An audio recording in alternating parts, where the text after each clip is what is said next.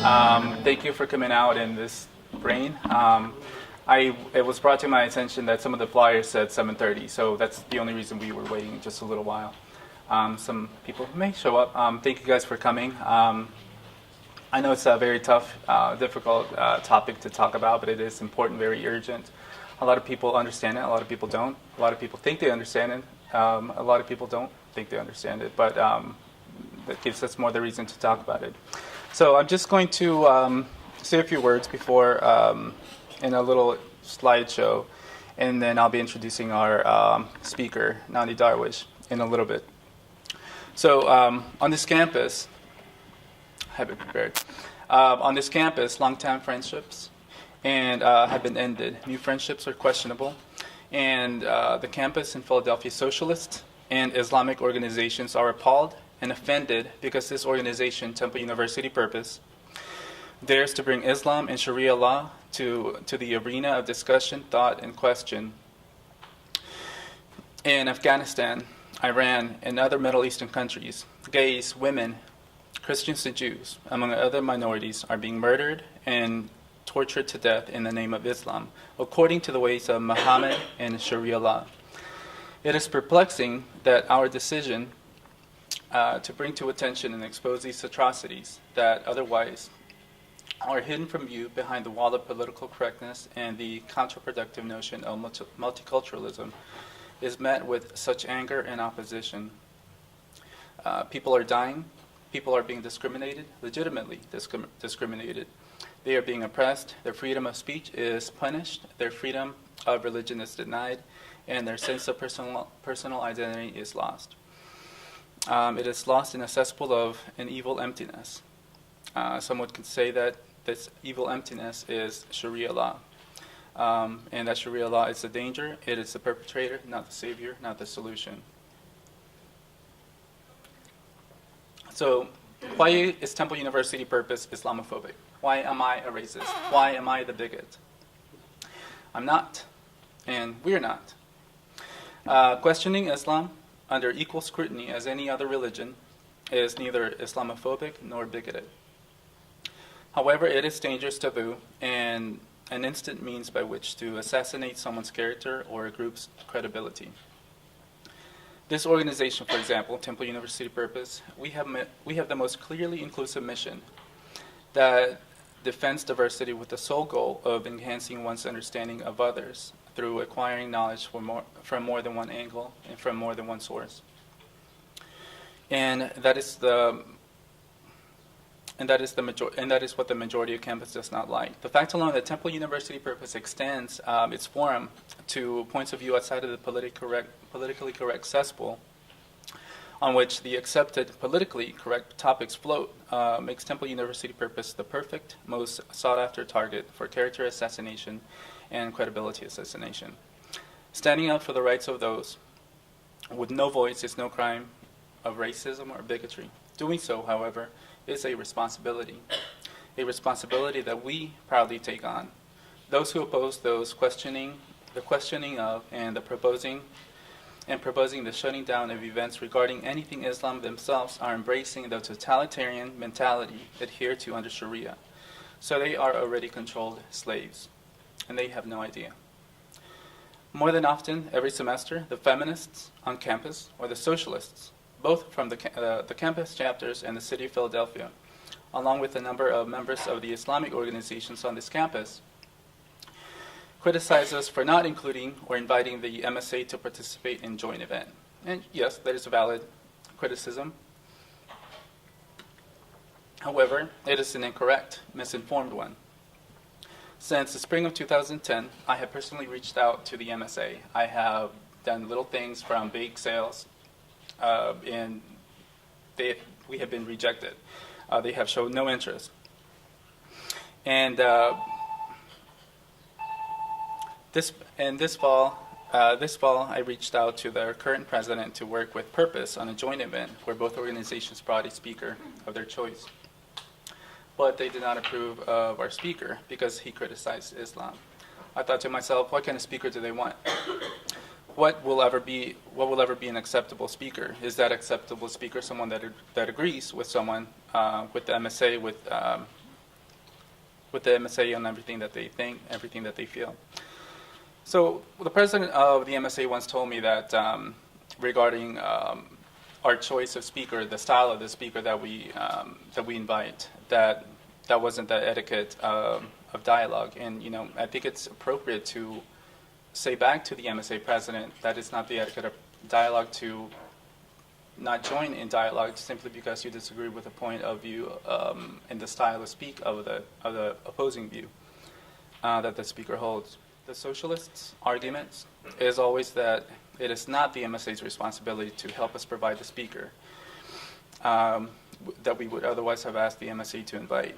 Sure, that is a valid argument as well. If we were allotted more money per semester, it would be easier, but we are just one organization and we are given $2,500 to create 1 or 2 events with speakers. Now, taking into account that we have 5 or 6 Islamic organizations on campus, although all of them, which are made up of pretty much the same students, however, under differently named Islamic organizations, they are able to get, at the very least, $12,500 up to $15,000, as opposed to the $2,500 that we get. And what is worse and most hypocritical of those that criticize us is when one asks, where are the human rights groups on this campus? When it comes to the human rights and the human crimes under Shari'a law, where are the feminists? Where are the gay rights groups? And most important, where are those 5 to 6 Islamic organizations on this campus now? Why aren't they talking about the oppressive human rights conditions and crimes under Shari'a? Well, they are. Earlier today at 4 o'clock, the MSA had an event on Shari'a as well. And I can assure you that this event was to counter us and talk about the beauty and wonder of Islam. And sure, there are beautiful things that they consider in Islam.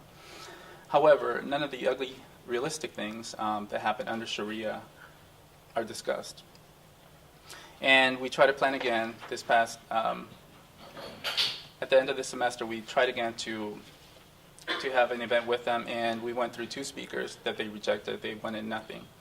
And so we were fortunate to have Nonie Darwish join us. I want to thank Nonie Darwish. She was a Cairo-born human rights activist. She grew up as a Muslim. She knows everything about Sharia, all the conditions. And sometimes always it's important to have someone who lived under that to speak about it. And not just read it in the books, not read it from biased professors at universities. And from now on, let me just introduce, I'm done talking, but let me introduce Ms. Nonie Darwish, our speaker.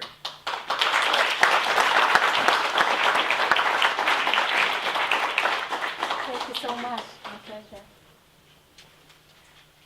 It's a real pleasure to be here. I want to thank the Temple University and Temple University Purpose for inviting me, and also for Young American Foundation for sponsoring me to speak in many universities. I want to start by talking about what's happening in Egypt right now. We've all seen the scenes at Tahrir Square, and we've seen this revolution that's budding everywhere in the Middle East. Can you hear me well? And we all had mixed feelings. I had a lot of mixed feelings of hope. I was in prayers for my people, my culture of origin. I felt extremely hopeful, and I wept, I cried, I just wanted to wish the Egyptian people and the Arab people in general the best. I felt their suffering. I felt their pain because I come from the same culture, and I know exactly what they want. But I wasn't very optimistic, because I have not seen signs that say separation of mosque and state. I didn't hear women walking and marching, demanding their freedom under the law, equality under the law. The writers wanted freedom, democracy, but not many really understand what freedom and democracy meant. 75% of Egyptians, when asked in a survey, a very recent survey, do you want to live under Sharia? And the 75% wanted to live under Sharia. How can they live under Sharia and at the same time want freedom and democracy and equality? They don't mix, they don't go together. So there is a gap. There is a gap in the thinking of the Middle East people about what is democracy and their love of their religion, and there has to be some reconciliation, and they have not yet reached that extent. There was a march by about 200-300 young women, university girls, in Tahrir Square this March 9th. They wanted to have a 1 million woman march, but only 200 appeared in Tahrir Square. And here are the articles about it. This was not published anywhere or talked about in American media. What happened to these 200 girls? 20 of their leaders were arrested in Egypt. They accused them of being prostitutes, and they had to undergo a virginity test to prove they are not prostitutes. That's what happened to the few girls who wanted to march demanding equality under the law for women. Can we have equality in this kind of circumstances? This is after the revolution. 20 girls were arrested for daring to criticize the system that's not giving them equality.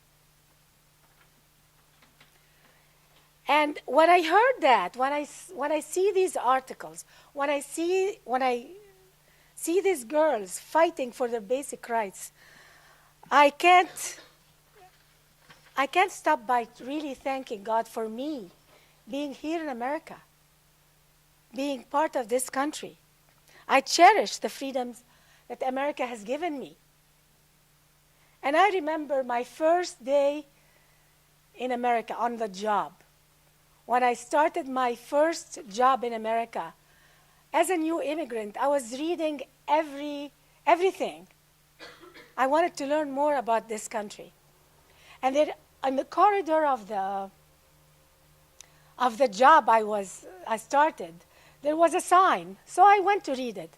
And the sign said, this institution does not discriminate for hiring based on gender, race, national origin, or religion. And to American people, if they read this kind of sign, they take it for granted. Of course there's no discrimination. But for somebody who came from Sharia law, it was nothing short of a miracle. I was in awe to read a sign like that, equating me with a man in my rights. No discrimination based on gender, on your religious background. Because where I came from, you are discriminated against based on your gender, legally, under the law, on what religion you follow. And I was just thankful. I thank God every day for being in this country. I just want to give you a short little bit about my background. I was born and raised as a Muslim in Cairo, Egypt, and I grew up as a child in the 50s in the Gaza Strip. My father headed the Egyptian military intelligence in Gaza, and he was assigned by Gamal Abdel Nasser, the president of Egypt at that time, to destroy Israel. And Egypt at that time ruled Gaza. My father started the Fidaiyin operations against Israel. The word fidei means men who want to self-sacrifice. That's a fidei. So these fideians used to cross the border and cause a lot of damage, death, destruction inside Israel. And they were considered heroes. They caused a lot of problems for Israel. And Israel wanted to retaliate. They tried to stop the, I don't know, what's this noise? But I hope you can hear me. I attended Gaza elementary schools, and I learned hatred, vengeance, retaliation. Peace was never mentioned as an objective. It was not mentioned at all. It was not a value that we talked about. The only value that we talked about was jihad, martyrdom, killing Jews, throwing them in the sea. That's all we talked about. The victimhood status was very important. We are victims. Because if we're not victims, then why fight the jihad wars? Why do anything against our enemies? So being victims, we were spoon-fed the idea of victimhood. They filled our hearts with fear of Jews. For example, I never saw Jews as a child, but we were told Jews would love to kill you. They love to kill Arab children. When you're a child and you hear something like that, hatred becomes easy. Terrorism becomes acceptable. Who wouldn't want to terrorize a monster? They were monsters who wanted to kill us. Then, good. Let's terrorize them. Let's send terrorists to blow them up. It was not only good, it was honorable. So that's why we celebrate when somebody goes in a Jewish school and blow it up. That's good. Or go into a Jewish home and blow them up. They want to kill us. That's how we felt. And my father was killed eventually in this jihadist operations against Israel. I was 8 years old. I lived all my childhood inside the Arab-Israeli conflict. That's what I lived every minute of my day. The bombings in Gaza, the schools, that's all we talked about. The politicians, that's all they talked about.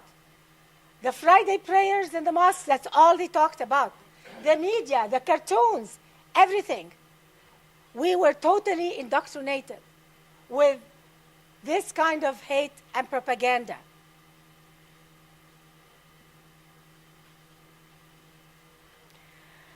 After my father died, we moved back to Cairo. And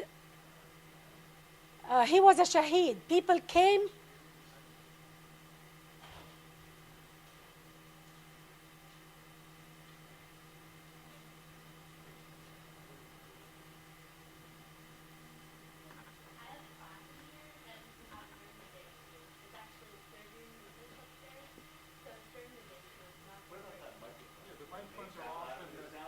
There is no microphone, and then there is this noise, so I don't know. Right, we can hear you. Why don't we just all move closer? Yeah, move closer and I'll yell.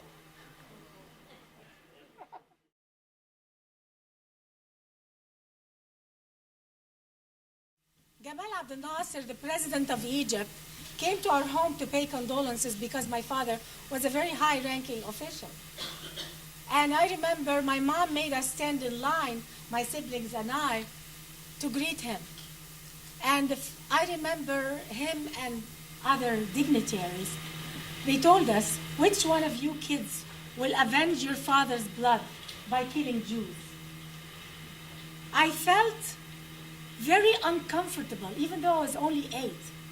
It made me feel so uncomfortable that I am expected to do exactly what my father did, kill Jews. I just didn't want to do anything like that. And I looked at my siblings, and none of us answered. We were speechless. But it left me with a feeling that if I really loved my father, that I must kill Jews. It left me with a feeling that if I don't want to hate Jews and want to kill them, then something's wrong with me. I'm not loyal enough to my father. And this stayed with me until today. And that's why I still remember that question. And now many Arabs today blame today's worldwide Islamic terrorism on the occupation of the West Bank and Gaza. But what about the terrorism that happened against Israel, and that was before the occupation of the West Bank and Gaza? There was terrorism before all of that. It's not because of the occupation of the West Bank and Gaza. I lived for 30 years of my life under Islamic law in oppressive dictatorships and police states. I witnessed honor killing of girls, female genital mutilation. 97% of my mother's generation had undergone this operation, including my own mother. I witnessed oppression of women. I never linked it to Islam. I never linked all of that to Sharia law. I thought this is God's will. I grew up hearing cursing of Jews, non-Muslims, from our religious leaders in mosques. Our religious leaders, every Friday, at the end of every Friday prayers, they ended their prayer with something like that. May God destroy the Jews and the infidels, the enemies of Allah. We are not to befriend them. We are not to make any treaties with them. May Allah orphan their children. May Allah orphan their wives. And believe it or not, if you grow up with this kind of prayers, cursing prayers from so-called religious leaders, it can feel and sound normal and holy. I never doubted that this is not proper from a religious leader. They know better. Who am I to judge my religious leader if they curse? But cursing is so common inside mosques. It happens on a daily basis, cursing the non-Muslims. After 9/11, I learned that Muhammad Atta, the leader of the 19 terrorists, was from Cairo, the same city I came from. He was from a middle class or even upper middle class family, educated. And I really felt bad that here is my culture of origin attacking my country, here in America right now. And I called many people in Egypt. I wanted them to comfort me. I wanted them to tell me something is wrong with our upbringing. Why do we have thousands and thousands of young men in the Muslim world ready to give up their life just to kill non-Muslims? We have brought up generations. I am one of these people who was brought up to value and to respect and to honor people who want to kill non-Muslims, especially Jews. I thought enough is enough. Having all these airplanes come and blow, young men who are educated have been so indoctrinated to, fly airplanes into buildings.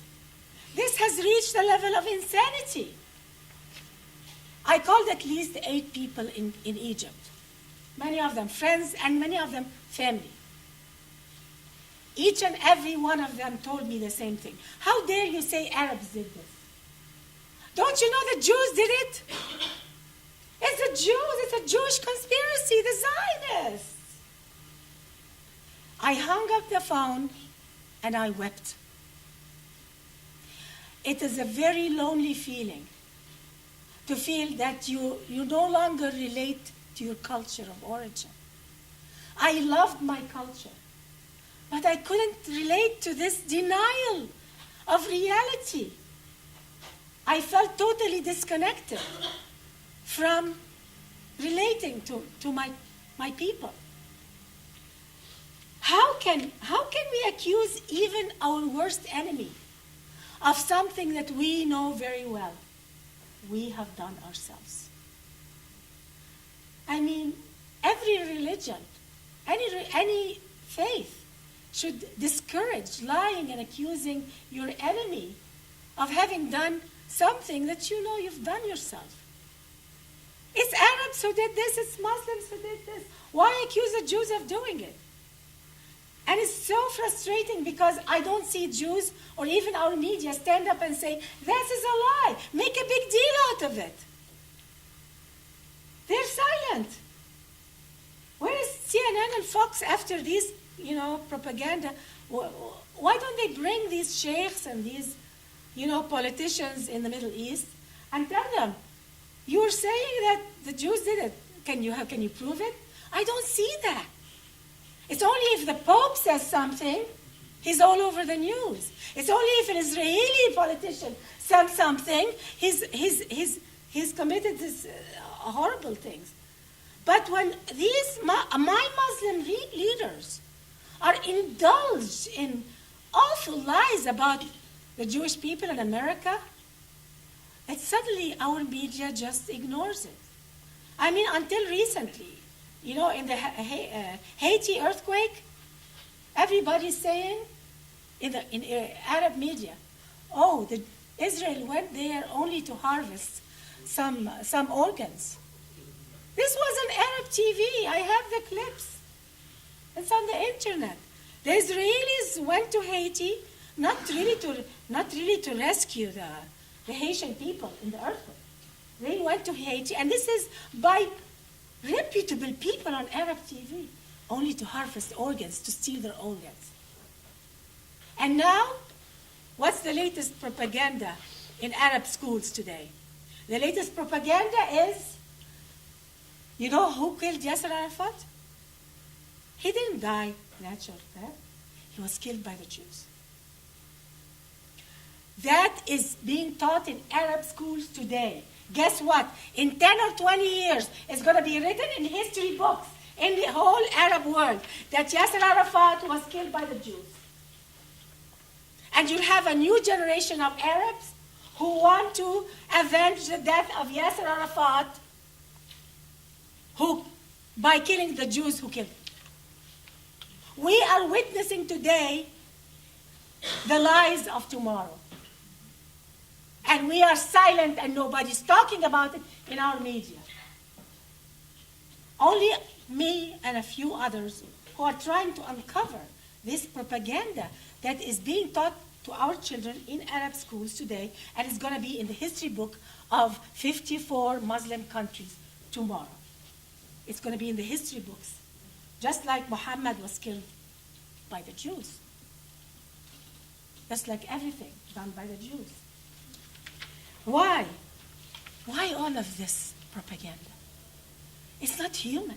It's not humanly possible to live a whole culture living on propaganda. That's what I discovered my culture was. And it's not a coincidence. They really don't believe that the Jewish people deserve the truth, justice, or mercy. The Jewish people are not human. They are the product of apes, pigs, and enemies of Allah. they don't, and this is the Jewish people, it is such a tragedy that this is not exposed properly in the 21st century by the media. It's not properly responded to. And you have 1 billion people being indoctrinated on a daily basis on lies like that. But when it's not just a tragedy, it's a disgrace. It is a disgrace that today there are cultures that are doing such propaganda, and the land of the free and the home of the brave, the land of America, is making people like me who's exposing this horrific propaganda a taboo to talk about. It's scary. I'm not saying anything that's a lie. When I say propaganda in the Middle East is horrendous, it's true. You don't have to believe me. Just go on the internet and see what they're saying. And that's why I started speaking. And I know why we're not going to have democracy in the Middle East. At least 45 Muslim countries have signed a Cairo Declaration in 1991 stating that Sharia Islamic law supersedes any other law when it comes to human rights, when it comes to the laws of the land. There is the Constitution of Egypt today states that Sharia law supersedes any other law. How many signed it? How many countries? 45 Muslim countries signed the 1991 Cairo Declaration. And guess what? After the revolution, nobody can take out this statement from Egypt's constitution. It's number 2 in the constitution of Egypt. El-Baradei, he is trying to run for president in Egypt. He hinted at removing this, I think it's item 2 of the Egyptian, Article 2 of the Egyptian constitution. He hinted at removing it. When he was walking in the street, after he hinted at it, rocks were thrown at him. No Muslim leader will survive if he removes Sharia as the basis of the law of any Muslim country. I'll tell you why. Why is that so? Why can't a Muslim leader survive? Because in Sharia, the job of a Muslim head of state is already stated. Number 1 of the job of any Muslim head of state is to preserve Sharia as the law of the land and never accept novelty. They call it in Arabic bid'ah. Never accept any novel ideas. This is already his job as a Muslim head of state is already established under Islamic law. Number 2, in what a Muslim head of state must do. It's a Muslim head of state must conduct jihadist operations against non-Muslim countries, Jews, Christians, and pagans. Job number 2 of every Muslim head of state. This is the Cairo Declaration? No, that's Sharia books. That's Sharia books. The Cairo Declaration states only that we must follow Sharia. It supersedes any other law. But the Sharia books state that a Muslim head of state must do jihad. And then it defines what jihad is. So a lot of people after 9/11 on American TV, they were defining jihad as an inner struggle self-analysis, something like that's really like Buddhist. It didn't sound Islamic at all. And I'm not going to tell you my opinion of what jihad is, but according, and by the way, I like the inner struggle interpretation of jihad, but I've never heard it in the Middle East.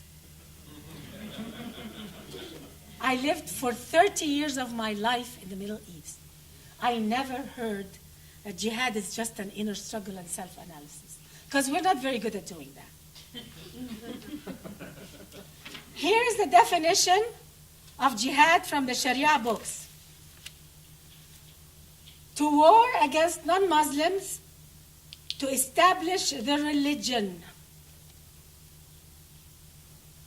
There are many other statements like that in Sharia book. For example, fleeing from the jihad wars or fleeing from combat with unbelievers is an enormity that's punishable by death. And all of the statements I'm saying now, I have the references, page number and everything, in the Sharia books. Since the jihad is the main duty of a Muslim head of state, also, I'll give you another quotation, because there are so many quotations in the Sharia that tells the Muslim head of state to never make peace with non-Muslim countries and treat them always as inferior. Here, the Khalifa fights all other people until they become Muslim. When non-Muslims are in their own country, in which case jihad is a communal obligation upon Muslims each year, he who provides the equipment for a soldier in jihad has himself performed jihad. So all the people who are donating the money for Al-Qaeda and Hamas and Hezbollah from Arabian Peninsula, all this oil money that's going there, they will never survive without that money, by the way. They are doing jihad themselves, according to the Sharia. What the West needs to understand is that the jihad doctrine challenges the sovereignty of non-Muslim countries. Islam does not recognize America as a sovereign state. It doesn't recognize any non-Muslim country, Europe, as a sovereign state. It's open to jihad. It's Dar al-Harb. We must fight it because it's not a legitimate state, because it's not a Muslim state. That is jihad. And until we understand what jihad means, really, we're in trouble. There is another law here. The Khalifa makes war upon Jews, Christians, and Zoroastrians until they become Muslims, or else pay the non-Muslim poll tax while being belittled. While being belittled, while you are demeaning them, they have to feel demeaned. And by the way, this is from their books. I'm not. If anybody, if there's anybody who wants to challenge me, I'll give you the law number 09.6, page 602 in Reliance of the Traveler. The Khalifa fights all other people until they become Muslims. I mean, it's repeated over and over. I'll take questions at the end as long as you want. It's this duty of jihad is all over Muslim scriptures. It's not just once or twice or 3 times. It's the main topic of Islam. Even when the Khalifa appoints a ruler on a region that's in an area that's borders or adjacent to enemy land, by enemy land they mean non-Muslim land, he has the right by himself to undertake jihad against these enemies, dividing the spoils of battle among combatants and deserving recipients. So the property of non-Muslim lands doesn't belong to them. Their property, after you subdue them and you go into war with them, their property is yours. It's legitimate. So this is what we're dealing with. And you wonder why Sadat was killed? When Sadat signed the peace treaty with Israel and meant it, he was violating his duty as a Muslim head of state. When he signed it, he told his confidants, I know I'm signing my death warrant. Why? Because he is violating Sharia law as a Muslim head of state. And that's why Sadat was killed. And not a lot of people understand that.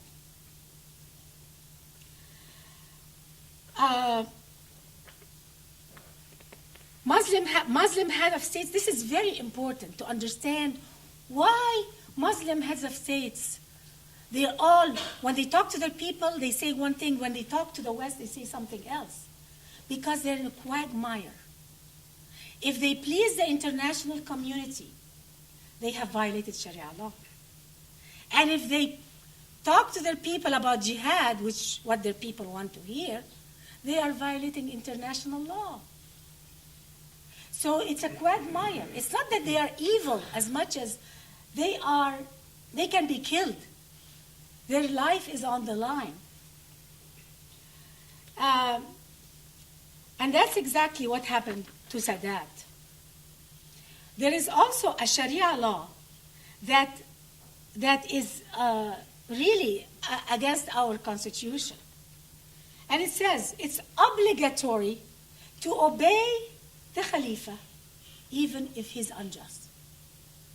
So a Muslim head of state, as long as he rules under Sharia, as long as he rules by the Sharia, he must be obeyed, even if he is unjust. And you wonder why there are the Saddam Husseins of the Middle East and the Qazzafis of the Middle East. They are ruled by Sharia, and you cannot tell them why they are unjust. You have to obey. Rebellion against the Khalifa, even if he's unjust, is an enormity. I'm reading from Sharia books. It's considered an enormity with the death penalty. Under Sharia law, and this is something that's totally against our constitution, and I don't know, I really don't understand, people like religious leaders here, Muslim in America, who are saying, oh, but Sharia is so compatible with our constitution. It's so, there's no, we're just like apple pie and, American. Why do you say this about Sharia, they tell me. Okay, here, I'll give you a law. The Khalifa is allowed to hold office through seizure of power, meaning through force. Law number 025.4. Muslim American is an oxymoron. Yeah.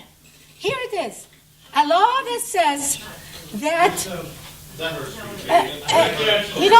not. I was married to a very hardworking Muslim. No, let's get into a discussion of questions later. We'll talk later about all the.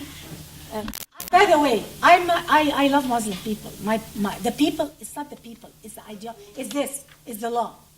What I object to is the law. If a Muslim head of state, let's say in an Arab country, if you look at the history of every Muslim head of state, you'll find that they came to power through a coup d'etat, assassinating of a previous president. Why is that? And he becomes accepted as a leader later. People clap and cheer for him after that. Why? We think it's done just because the people are ignorant or not educated enough to understand that this is not a proper way to come to power. Through seizure of power like that, to a coup d'etat, it's allowed under the law. The people are not stupid. They're following their laws. And that is why there is no political stability. Elections are never mentioned in Sharia. Actually, there is a lot of Muslim leaders who say democracy as it's practiced in the West is anti-Islamic. And I'm not the one who says so. So, a Muslim head of state also is exempt from being charged with serious crimes such as murder, adultery, robbery, theft, and drinking. So all these Muslim heads of state who drink wine and they kill their people, they murder, they rob their people, they put the money in the Swiss bank accounts.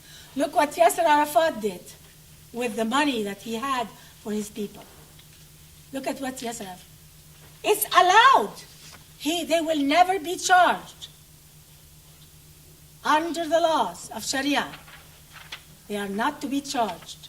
So we really cannot blame it on these dictators that they are living like that. They have to rule by Sharia. They cannot be charged with the same crimes they are prosecuting people with. And at the same time, it's an enormity to write or rebel against them. All cannot survive in a democracy. It's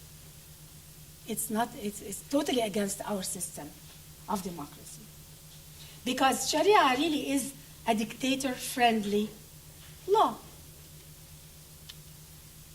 And it's amazing.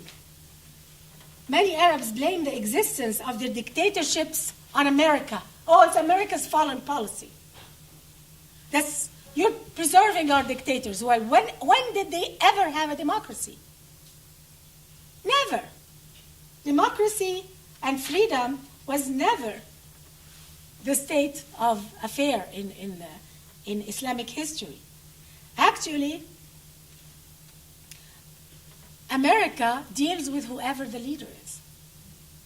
Whether it's, they deal with certain leaders because they want a stable government. That's all they want. America, all they want is a stable government to deal with. And what about dictators like the Syrian dictator, Libyan dictator? America is not their friends, but they're still dictators. So you can't say that America's foreign policy is the cause of dictatorships. That's the system that they have there. We befriend some, we don't befriend some. And that is, blaming and finger pointing is the only solution. And we should never accept the claim that American foreign policy perpetuates dictatorships. It's the state of affairs in the political systems of Arab countries. That claim also was promoted by the Soviet Union during the Cold War. But even though this is absurd, many Westerners bought this claim that America's foreign policy is behind dictatorships. They don't understand that the reason for all of this anger, which has been building in the culture of jihad since the 7th century, Muslims must justify jihad, which is against international law. Jihad is the violation of the supremacy and sovereignty of non-Muslim countries. And to justify jihad, you have to blame the cultures that you want to conquer. So we have to blame them for our dictators. We have to blame them for occupation. We have to blame them for, I'm a victim. And that's the best way to fight them under the guise of being the victim. When in reality, the West is now the victim. Europe is now the victim. How many Christians can practice their religion in the Middle East without being killed? They are rioting because somebody burned the Quran. The Bibles are being burned on a daily basis in the Muslim world. Churches are being burned on a daily basis in Egypt. every Christmas there is a church where they have drive-by shooting on the people when they're leaving the churches in Cairo. The homes of the Christians in Egypt are being burned. This is almost a weekly event. Where are the rights by the Christians in the West? It's not even mentioned in the media here.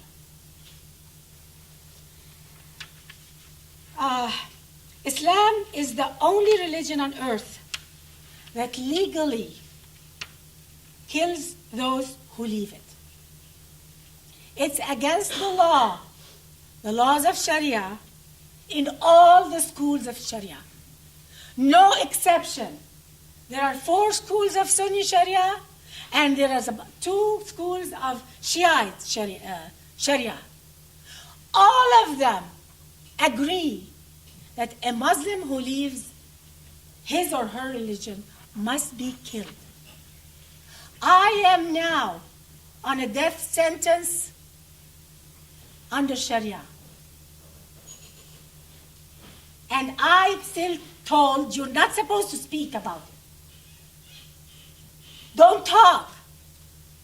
You have to repress your rights because you're going to offend somebody. I have no wish to offend anybody.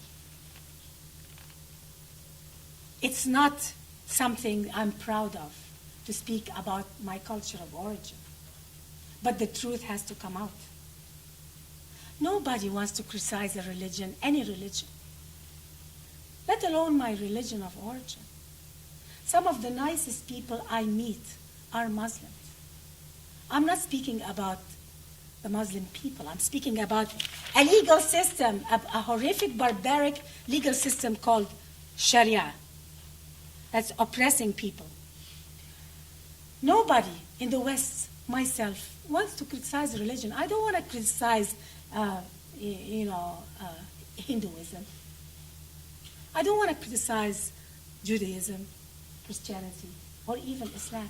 But if a religion expands itself so much to become a state, if a religion expands itself by itself so much to demand a legal system, call it Sharia, and under that legal system, they want to put me to death because I don't want to follow a religion, then that religion has expanded itself so much that it's no longer protected not to be criticized from criticism. That religion has expanded itself so much that it has a military institution called jihad that violates the sovereignty of every non-Muslim country. You are not sovereign for Muslim country to protect yourself. You should not protect yourself from Islam. And that's the purpose of jihad, the jihadist obligation. That's why you're Dar al-Harb, land of war. If a religion has expanded itself so much to become a state and a legal system and a military institution, then that religion has opened itself to criticism. And that religion, it's my duty and the duty of every free non-Muslim country to criticize that religion, because it's no longer a religion. It's a state. It's a constitutional state that violates the rights of people who don't follow it, and even people who follow it. And that's why I'm speaking. I'm not speaking because I just want haphazardly to criticize Islam. Who cares? I have better things to do. But I cannot let myself be under a death sentence and stay silent.